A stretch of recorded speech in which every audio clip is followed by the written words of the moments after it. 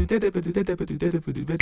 Brad mentioned, my name is David Plazas. I want to tell you a little bit about myself, my childhood, the things that have molded me. And it starts out with this story when I'm in my dad's car. It's a maroon Pontiac Bonneville, a tank of a car. And my dad's driving, and he's got this stoic, stolid expression looking ahead. And that was one of two expressions that he had, either stolid and stoic. And imagine me with bushier eyebrows, and that was him just looking out. And I was in the back seat, right behind the passenger, the front passenger seat, and had this question that I'd been urging to ask him for the longest time, and I was waiting. And it was a long car ride from our hometown of Chicago. And finally I had the courage to tell him, and I asked it as a hypothetical. I said, Papi, and we're Colombian Cuban, I said, Papi, what would you think if I were gay? And he was silent for a moment, opened his lips and said, I'd be very disappointed. And I immediately went silent. And that was a moment when I knew I couldn't talk to him anymore about these very personal things that were going on in my life. I was 16. But it was also a time where I learned how to compartmentalize my life. I learned that there was a personal me and there was also a professional me. And when it came as a kid, that professional me was the stage, was theater, was acting. And in high school, I got these wonderful parts as a pirate in Pirates of Penzance, as the rabbi in Fiddler on the Roof, and lead roles in HMS Pinafore, and also in Anything Goes. Actually, in Anything Goes, I got the role of Lord Evelyn Oakley, and I had a solo and a tango number.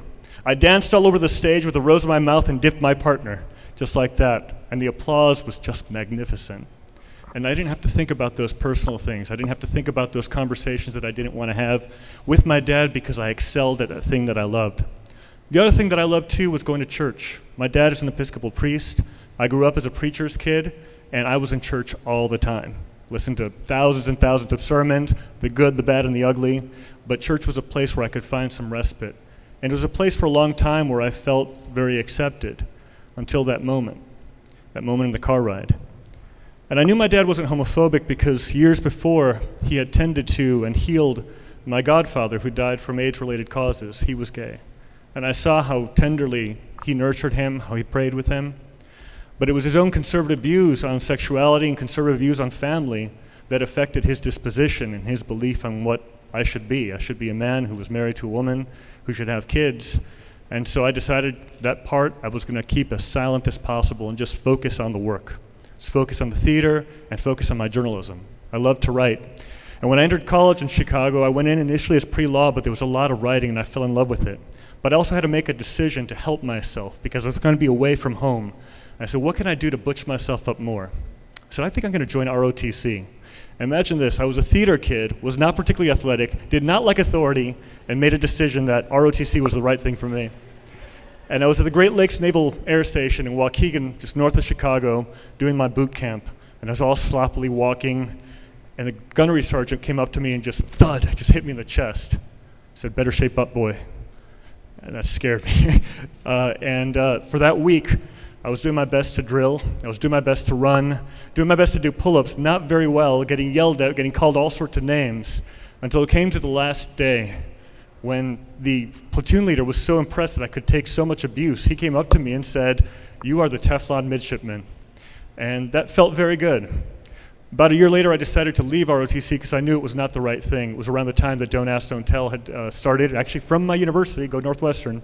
And it was the right thing for me to leave at that moment, but I had nothing to hide behind anymore to say that I was butch, that I was better, that I was manly.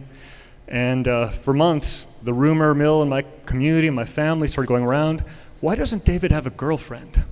I never had a girlfriend, and I didn't really want to talk about it. I used to say I'm just too busy, too much homework, which was a lie, but that's what I'd say, too much homework, too much work. And then I met her, I met Gazelle. By the way, it's Gazelle's birthday today. It's her 38th, so she says. And she was this beautiful, passionate woman who was just so amazing, and she was smitten with me. And I was like, wow. And so I invited her to my brother's wedding. And we went to the wedding, we danced, we made out a lot, and we were the talk of the wedding. They talked about more about us than the groom and the bride. And I was really excited about that. And I said, this is going to be exciting. This is the time that I found the person who's going to be my wife. We're going to make this happen. And of course, that never works out really well. But we stayed in the relationship for about 4 years. And it was a very passionate, tumultuous, very at times angry relationship. And it took a long time for her to finally get out what I wouldn't say to her, which is, yes, I'm gay. And I know this is not going to work. And even though we hung out on it for a while, it was her who she finally was the merciful one who said, this has to be over, because neither of us can do this. And at that time, it was the time that I went down to Florida, where I got my first job in journalism. My parents weren't particularly happy about it. They had wanted me to be a lawyer, because journalists don't make that much money, especially right out of college, for any of those of you who know. But I said, this is what I want to do. Somebody is paying me to write. And I wrote stories, and I was aggressive, and I was working all the time. And I also had the chance to be out in many ways without my parents being nearby. And that was kind of exciting too. But the thing with my parents was that those calls became very painful. When they'd call and I'd try to talk to them about this, it'd be, no, we're not going to talk about this, or you can change. And so I went deeper and deeper and deeper into my work. And those conversations kept on getting more painful. Now, during that time, I had not gone to church for many, many years, because it was just one of those things that no longer felt aligned with me. Even though deep down I had those wonderful feelings as a kid that I felt comfortable there, that I felt at peace. Then come 2004, November 13th, I remember that night, went out with a friend of mine to the seediest dance club you can imagine. Yes, a seedy gay dance club, which is worse than a seedy club. And it was the only place in Fort Myers. Fort Myers is much smaller than Nashville, let's say. And that's where I met Darren, my future husband. And we met, we had a chance to talk, and we made the decision that we were going to do a proper date. And a week later, we went to a TGI Fridays in a strip mall in Fort Myers, drank, how romantic, drank, we had a great conversation, and we clicked. And I was tired of just being a carouser, I was tired of hiding, and I wanted something a little bit more serious. And he definitely wanted something serious, and so it began something that, and I mentioned November 13th, 2004, that has lasted a long time. We joked that that's like 50 years in straight years. For us, it was a conversation that really started, that was very painful because my parents weren't accepting initially. And even so, I kept on persisting on, and I talk about compartmentalizing, and that amazing drive to be able to be focused on work, to be promoted at 27, to become a senior editor at a small paper, to become an opinion editor at 29. I was able to do those things even though I had this tumult in my relationship with my folks. And that was a time when I said, I've got to make a decision that's going to piss everybody off.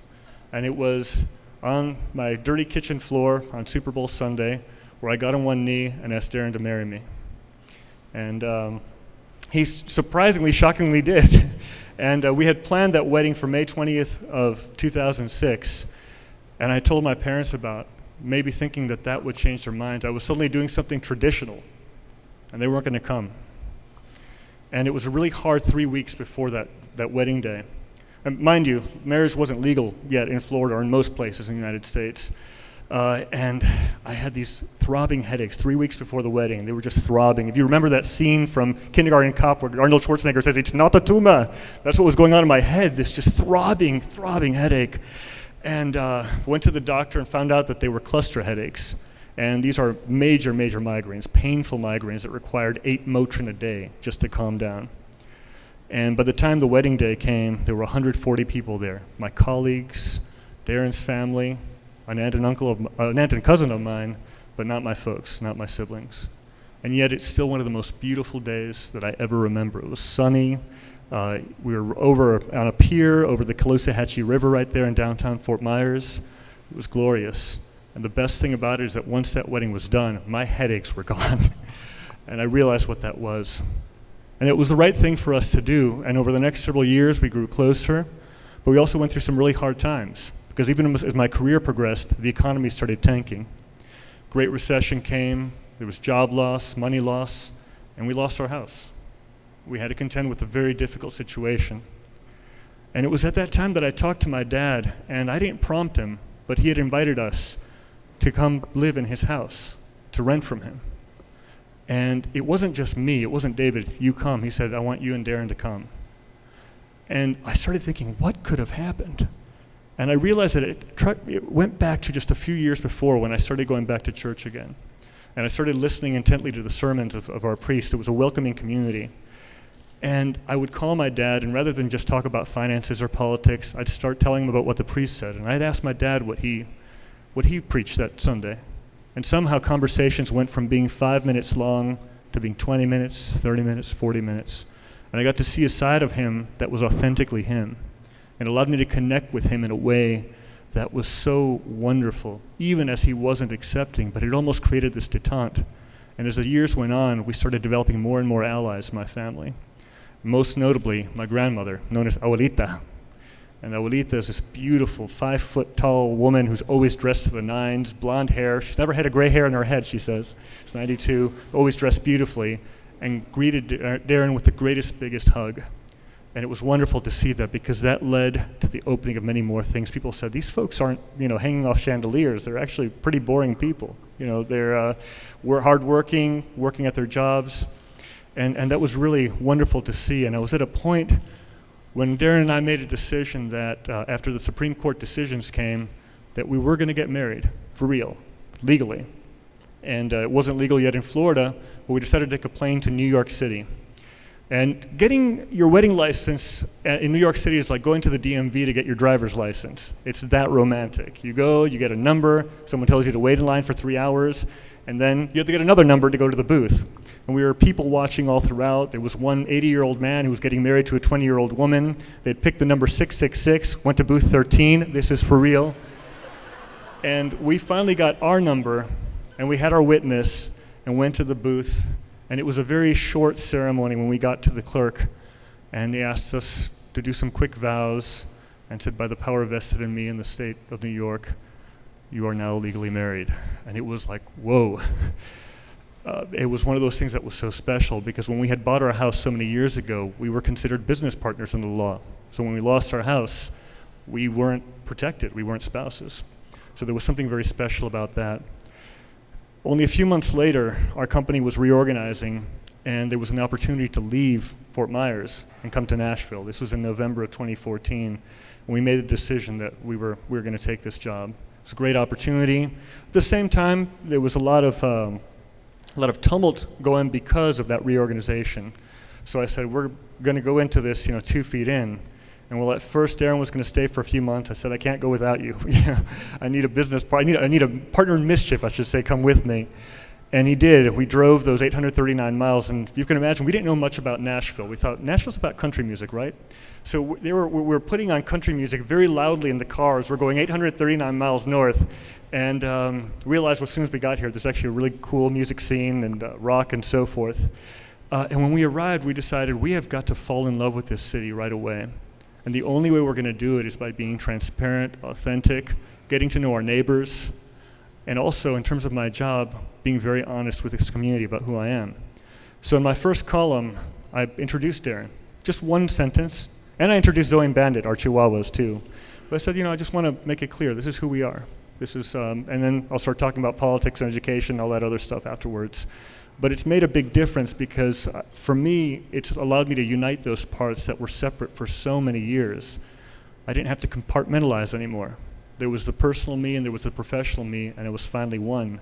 And it was easy to do in Nashville, where people are so welcoming and where people want you to succeed. And even coming into a difficult work environment initially, people were rooting for us. And I felt that they were rooting for me and Darren. And over the year and a half that I've been here, I've felt tremendously content, happy, elated, really, to be part of this community. Journalism for me is not just about writing about the stories of others. It's about immersing yourself into the lives of others, about being part of this community, being part of my neighborhood, my food scene, the drinking scene, being part of the very fabric of what this is and what it will become. I couldn't have done it without Darren. I love you. You're back there. And I'm just, and I couldn't have had this success to date. I'm very pleased. It's very humbling that a few weeks ago, Tennessean cleaned up in the Tennessee Associated Press Awards, and I was awarded first place in editorials, and that was a lot of fun, but it wouldn't have been effective without neighbors here, without the people in the community who really trusted us to work hard, and that meant being authentic and transparent. Thank you very much. Appreciate it.